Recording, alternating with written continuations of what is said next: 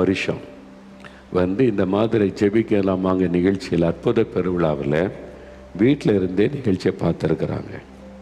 பார்த்துட்டு விசுவாசத்தோடு ஜெபிச்சிருக்கிறாங்க. இயேசுவே, 18 வருஷம் நான் கஷ்டப்படுறேன், நீங்கள் எத்தனையோ பேருக்கு அற்புதம் செய்கிறீங்களே, எனக்கும் ஒரு அற்புதம் செய்யுங்க.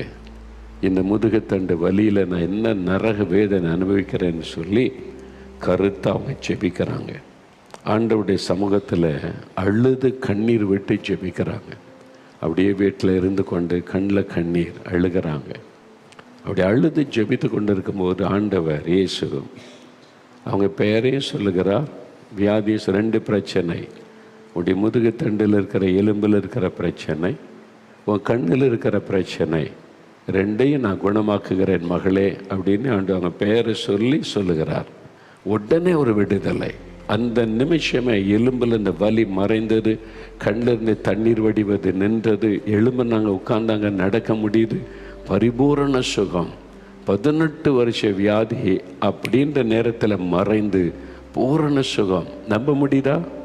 இல்லை, இது எப்படிங்க? இதெல்லாம் நம்ப முடியாதுங்கன்னா அவங்க இருக்கிறாங்களே, இப்போது அவங்க தான் எழுதியிருக்கிறாங்க எங்களுக்கு. அவங்களுடைய முகவரி இருக்குது, ஃபோன் நம்பர் இருக்குது, அவங்களுடைய விவரங்கள் எல்லாம் இருக்குது.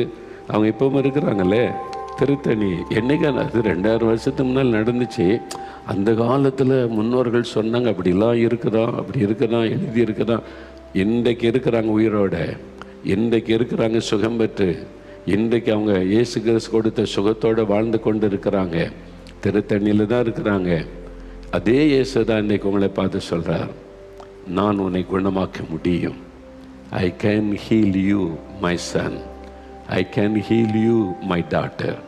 நான் உன்னை குணமாக்க, இது எத்தனை வருஷ வியாதியாக இருக்கட்டும், உங்களுக்கு நன்மை செய்ய இயேசு உங்கள் வீட்டுக்கு வந்திருக்கிறார். வேண்டாம் இயேசு நன்மைலாம் செய்ய வேண்டாம், வெளியே போங்கன்னா அவர் போயிடுவார். அவர் யாரையும் பயமுறுத்தி இல்லை நீ என்னை ஏற்றுக்கொள்ளாட்ட உனக்கு அவ்வளவுதான் இவ்வளவுதான் அப்படிலாம் இயேசு சொல்ல மாட்டார். அமைதியாக போயிடுவார்.